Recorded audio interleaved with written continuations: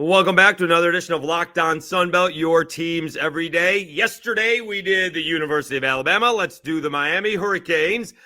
We bring in Alex Donno from Locked On Canes. Also in that Hattiesburg, Southern Miss Regional, another great football matchup, as it turns out.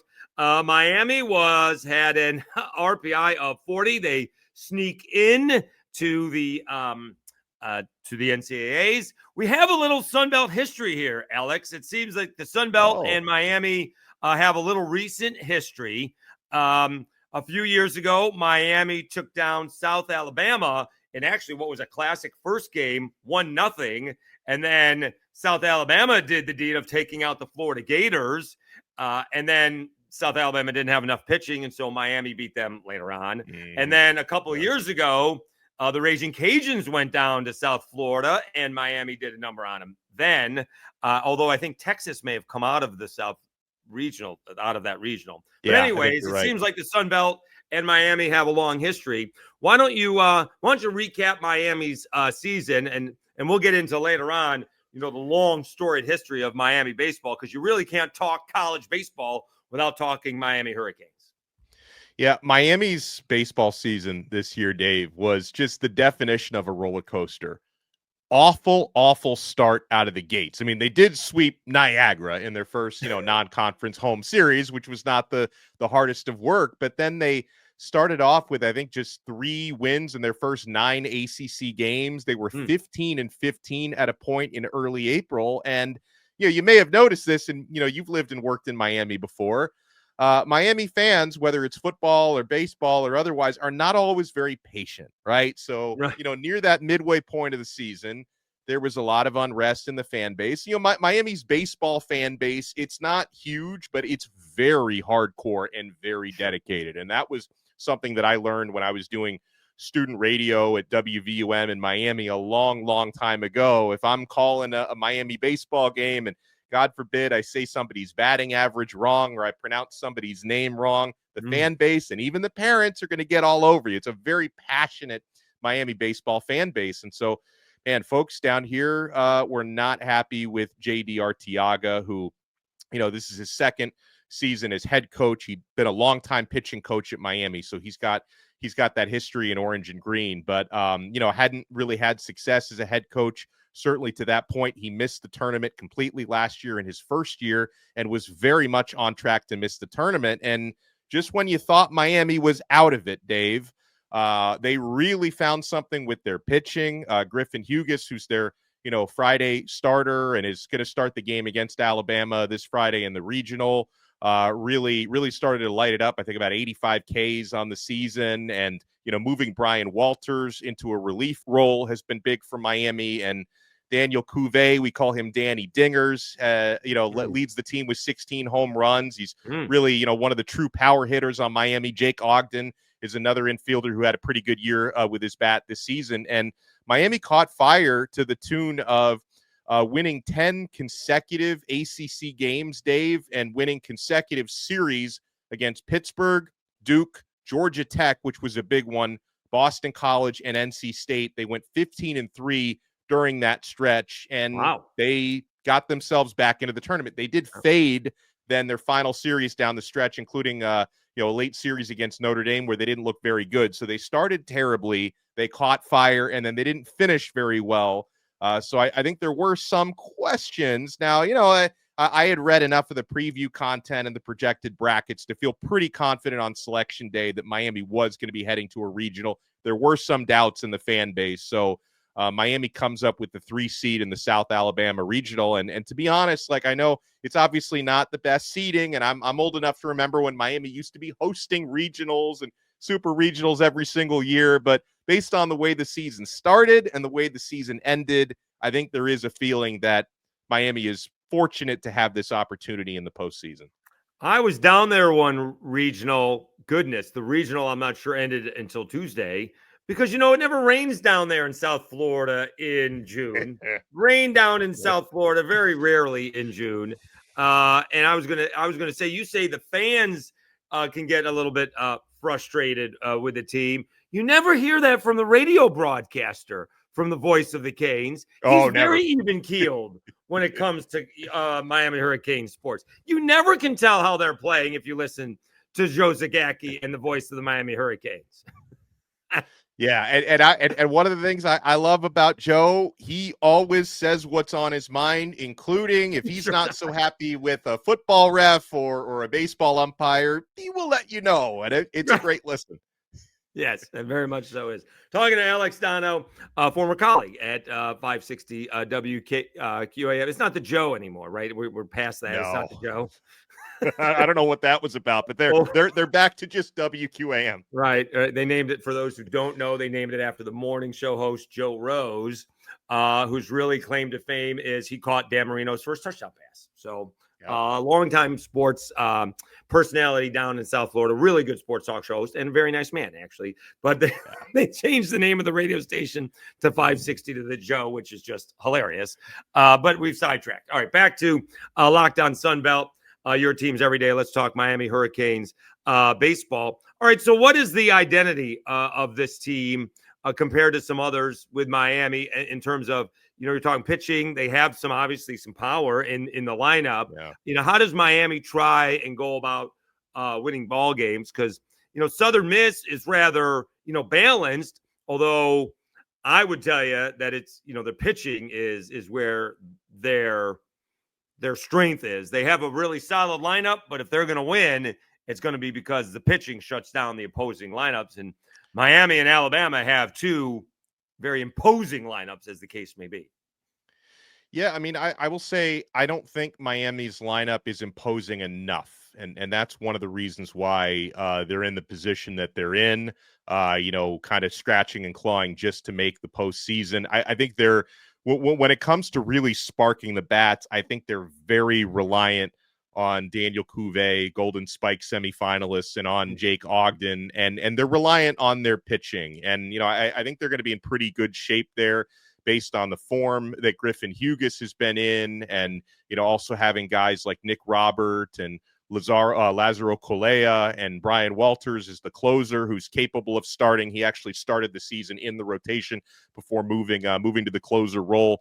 So they do have some depth and versatility in the pitching. I don't think enough depth in the lineup. So if you're asking me what Miami's identity is, you see sparks and flashes of some of the great Miami teams from, the ones that I really remember from the 90s and the early 2000s when the bats get going, they really get going, Dave. That when you see, it's usually Cuvee is the guy who hits a big home run, and it really seems to spark the bats, that they're capable of putting up 13, 15 runs in certain games, but then they're also capable of getting a little bit dry and putting up just a couple of runs in a game, which is usually not a recipe for success in college baseball. So I really think the identity of this team is they are capable. If they can recapture the form that they were in from, mid-April to mid-May, where they're winning 5 consecutive ACC series. And at one point, I think it was 10 or 11 consecutive ACC games they'd won, including a few sweeps in that mix. Then if they can find that form, then they could potentially terrorize this regional, which I think is a really tough region for them. Because from what I've been able to tell, I'm not an SEC baseball expert, but I think Alabama's got, deeper lineup when it comes to their bats and their hitting. So I think that's going to be a really tough matchup opening day.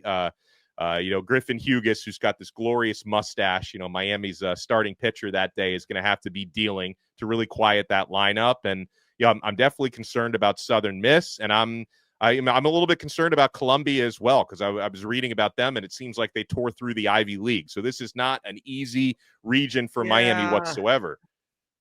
I don't mean to, and Kendall Rogers said that, and Kendall Rogers from D1 Baseball knows much more than I do. But since they beat Kennesaw State, like the first game of the year, and they haven't played anybody, so that's scheduling, so I understand that. Right. But they haven't beaten anybody higher than 100 RPI outside of Fairfield, and that's it. So I don't know how Columbia could be good. They're just not battle tested, right? I mean, they haven't played anybody. So I don't know.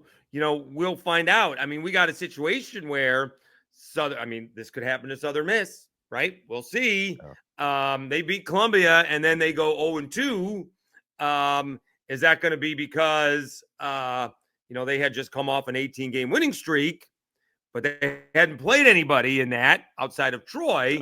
And Troy, we find out, wasn't quite as good as everybody thought they were. All right. Although they should have probably been in the NCAA tournament. All right. So now, the definition of overrated is you're not as good as we think you are. And so that 18-game winning streak was against teams that were not necessarily very good, except Troy. Not going to take anything away from Southern Miss because they went on the road and beat Troy 3 times.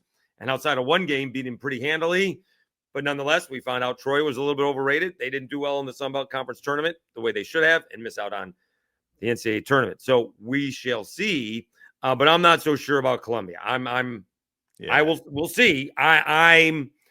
We'll see. I don't think they're necessarily going to get spooked out. That's not what I'm thinking. Although anybody could get spooked out playing at the Pete. These teams, they pack in. I checked midweek ball game in April.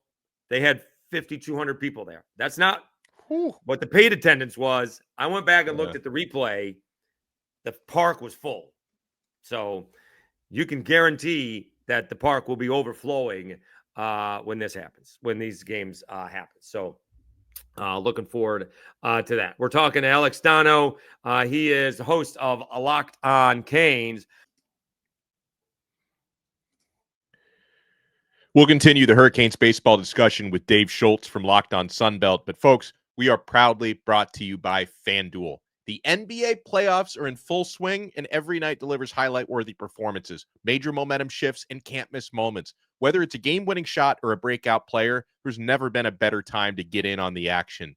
Guys, FanDuel makes it so easy to stay in the game before tip-off and live. With player props, performance trends, and same-game parlays, fans have more ways than ever to play smart and win big. And you can bet on this Hattiesburg Regional, by the way, college baseball. If you want to bet on our Canes to win the regional, you're getting plus 410 odds at Miami. So if you bet $100 on Miami, you get $410 back if the Hurricanes advance. Southern Miss are favored at plus 110, Alabama plus 150, Miami plus 410, and then Columbia at plus 1,400. So if you want to take a flyer on Columbia, you could make out like a bandit. But folks, all the action is at FanDuel. And if you're new to FanDuel, it's the perfect time to sign up. Head to FanDuel.com and place your first $5 bet. If it wins, you'll get $200 in bonus bets. Make every moment more with FanDuel, official sports betting partner of the NBA. So Alabama, I'm told they have one really good starting pitcher, and the closer, who ironically is out of the Ivy League, set an Alabama record with 17 saves. A little crafty right-hander, I guess. But other than that, it's a little bit wobbly. And of course, it doesn't matter what level you are. The bullpen is always the middle bullpen is always the big question. Where is the underbelly in the Hurricanes staff? Is it the depth? Do they have lack of arms after the two starters? And we got to get to the closer is the problem. Yes, for like a lot of teams, it's the bullpen. All right, so what do you think the chances are? Let's talk about Miami versus Alabama. They think that Riley Quick is going to be going. I think he's the Saturday night pitcher. He's the one who's going to go against Alabama, or against Miami. We're still not sure about what Southern Miss is doing, although they trend not to mess around. And it could be J.B. Middleton going against Columbia. I would hold back J.B. Middleton. He's the ace. I would wait for him to pitch against Miami or Alabama, but I'm not the coach. Someone gets paid a lot more money than I make to make those decisions. Matt Adams is very good. He's not J.B. Middleton. All right. They have a good bullpen. Two guys at the end, specifically Colby Allen. So we'll see what happens there. How do you think Miami shapes up against Alabama? I think Miami needs to they need to jump on them, I believe, because again, going back to the middle relief, I think if Miami falls behind, I think it could get ugly in the middle innings, 4th, 5th, 6th inning. So really, I think you're going to need to see Miami's lineup, especially Cuvee, put Miami on top early on. And I think it's also going to be an interesting angle. I know that both sides are handling this pretty well, like it's just any other opponent, just any other ball game. But Alabama's current third baseman was a star on Miami last year, Jason Torres, who transferred over, had a lot of success on Miami last season. So that's going to be a familiar face. I'm sure he's going to, spend some time, shaking hands with his buddies, and they'll try to keep his back quiet. But yeah, I mean, honestly, I don't think Miami has the depth. If this were a 3-game series in Tuscaloosa, I'd be extremely worried. But you're talking about, first game, 1-game situation. If Miami can, find consistency in their inconsistency and look like the Miami that, got themselves into this tournament when it looked like they were going to miss everything, ACC tournament, NCAA tournament at all. I think Miami's got a shot, but I think they need to jump ahead early, and, hopefully Hugus can have a couple of quick innings early on. So it kind of feels like Torres, that feels just pure NIL to going from Miami to Alabama, which is, that's the deal these days. Yeah. Well, and NIL, I'm sure, is part of it. And also, and we'll talk more about it. Miami baseball for the last few years, really since like a couple of years before Jim Morris retired, has just not really been Miami baseball. So, Torres probably looked at it as a step up in profile. And again, I know Miami is trying to rebuild this thing to the teams that I grew up loving, because I grew up when Miami baseball was winning national championships and going to Omaha just about every year. But they've not been that for the past 4 or 5 years. So, transfers, unfortunately, are going to happen. Miami has had some good transfers in. Hugus came over from Cincinnati, for example. And it's one of the tough things when it comes to expensive private institutions. That's what Miami is. With baseball having half scholarships for most of the roster, the tuition gets very expensive. I mean, if you're going to have a 50% scholarship at Miami versus a 50% scholarship at a state school, those bills are going to run up pretty quickly for mom and dad back home. Yeah, there's no doubt about that. All right, so let's talk about the history of Miami baseball. Again, you can't talk about the history of college baseball without talking about, Ron Frazier. All right. Yeah. And it even crossed with Skip Bertman. Skip Bertman, started his career down in South Florida. I mean, I saw the Skip Bertman story. He may or may not have called the hidden ball trick with Wichita State. That may have been his idea with Gene Stevenson in Wichita State. I crossed paths. I was a lowly intern my first year out of school. And Team USA came calling to Wichita, Kansas. You had Team USA. And so you had a bunch of guys from Wichita State on that team, including Doug Mirabelli and Chris Wimmer. And I believe Darren Dreifert were on that team. Also, some guys named Charles Johnson was on that team. And Jason Varitek was on that team. And a high school kid who hadn't gone to college yet. He was headed to Georgia Tech. Some guy named Nomar Garcia Parr. You let me know if he made it. I'm not sure if he made it. He might have made it. He made it. He made it. So they were actually playing. They didn't play Wichita State. They played Japan.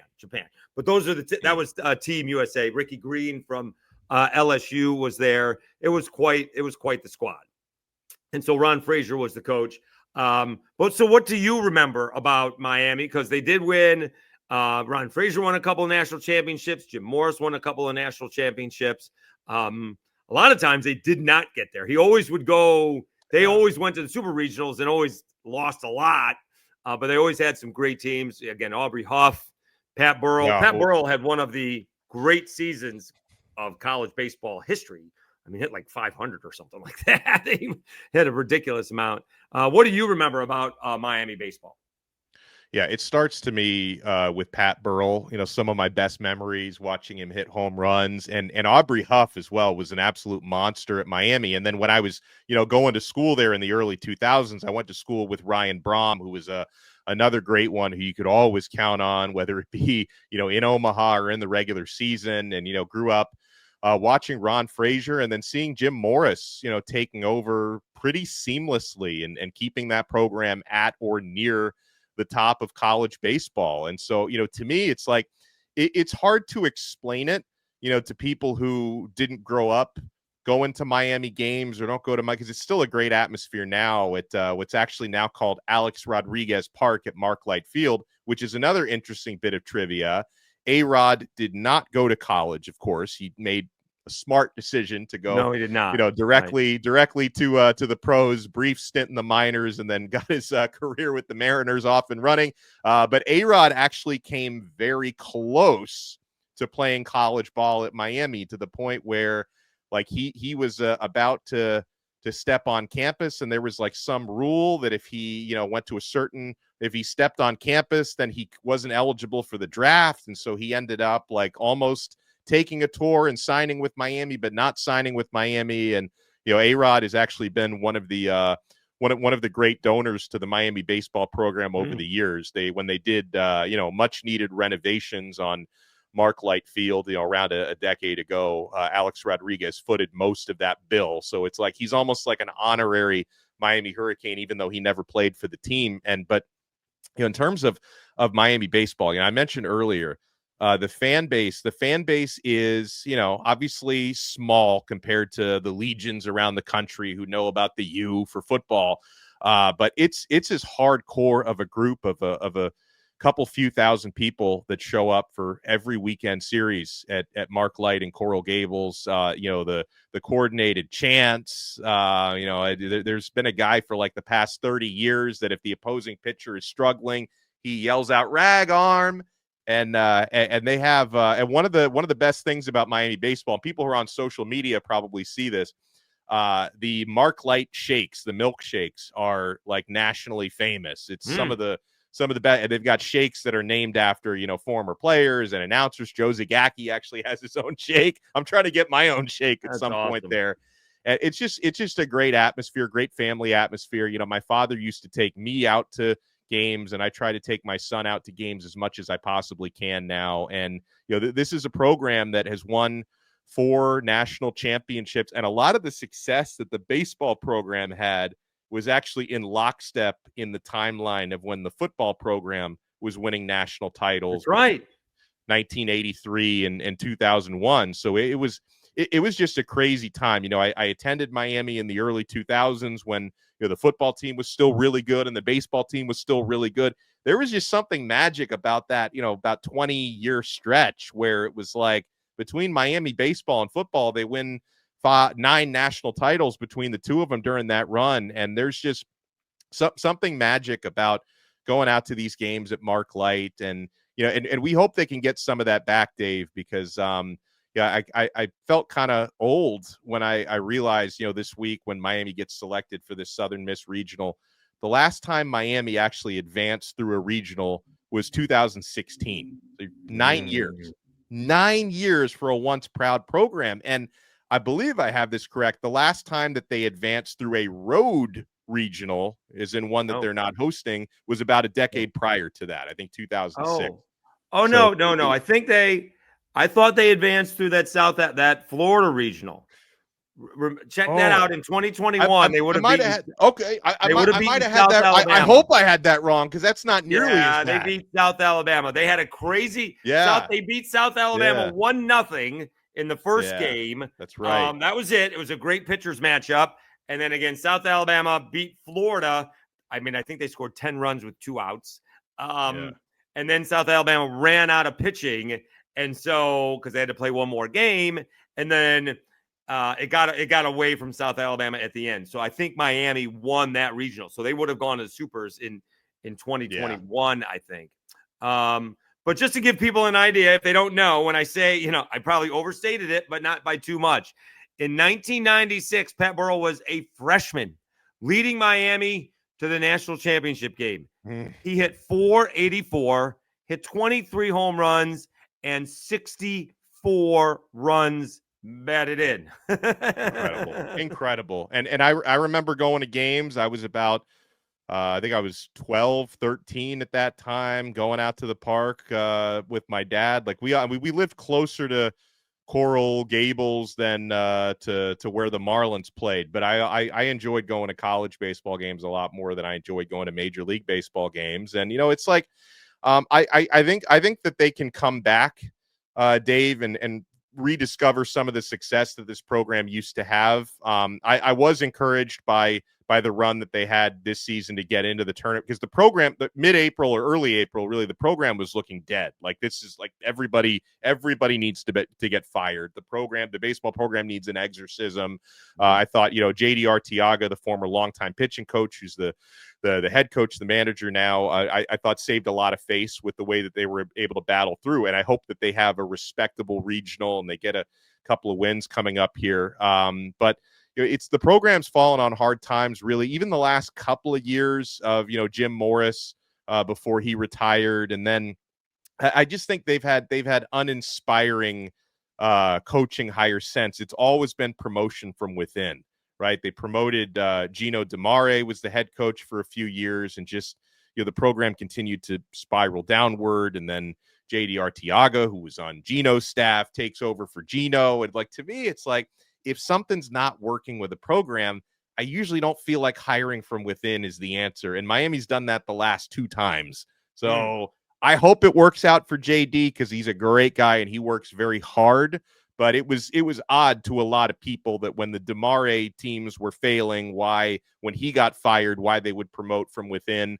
A lot of Miami fans just have had trouble wrapping their heads around that. But, obviously South Florida baseball talent, it's always going to be there. The program history and prestige is always going to be there. And, my University of Miami, it's a great campus, and it's obviously a fun city to live in. So there is the potential. And I think the athletic department at Miami, really needs to start investing in baseball the way that they've invested in football for the past few years, because, the football program, as we all know, fell on some very hard times.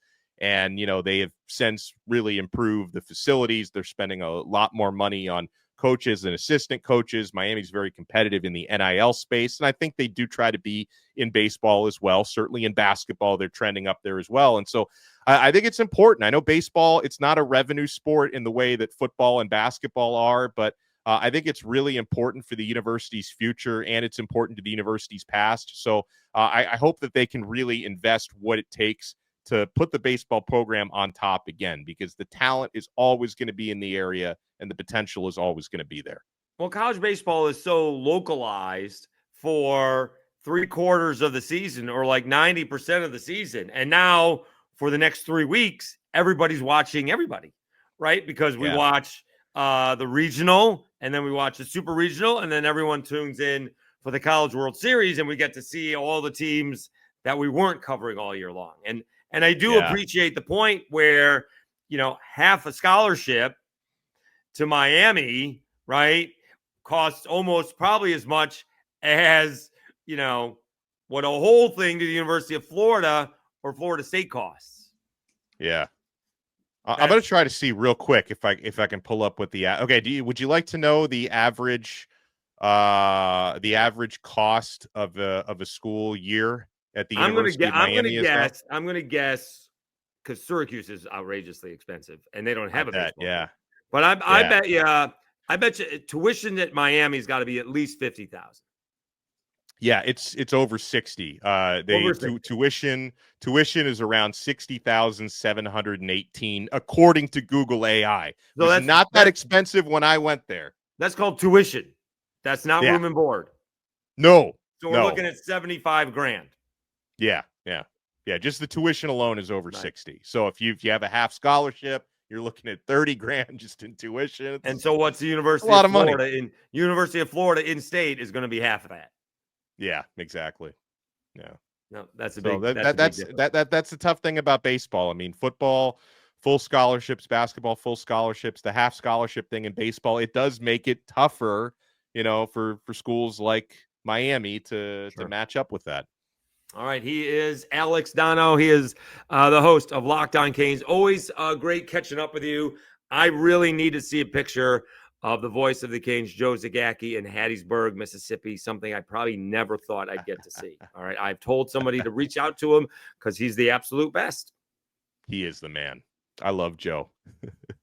I appreciate it, Alex. Thank you so much for hopping on Locked On Sunbelt. It should be a whale of a regional, and I hope you get a chance to watch it. So it should be a lot of fun. You'll be really impressed with the Southern Miss faithful. Thanks so much, Dave.